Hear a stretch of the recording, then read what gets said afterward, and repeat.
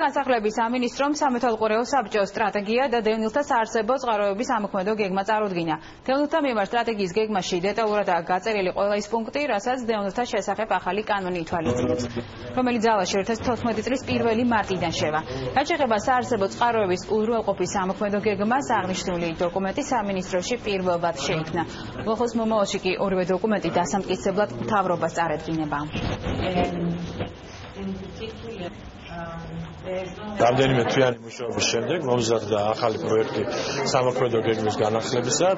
დღეს გამოტანილია სამეთვალყურეო საბჭოზე განსახილველად. გაიმართება დისკუსია, შეჯერდება საკითხები და შემდეგ სამეთვალყურეო საბჭოს დასტურის შემდეგ საკითხი გავა საქართველოს მთავრობაზე განსახილველად. წარმოდგენილი ორივე სამოქმედო გეგმა არის არასამთავრობო და საერთაშორისო ორგანიზაციების ფართო ჩართულობით შემუშავებული და მასში არის ძალიან ბევრი მნიშვნელოვანი სიახლე, რომელიც წინა სამოქმედო გეგმაში არ იყო ასახული.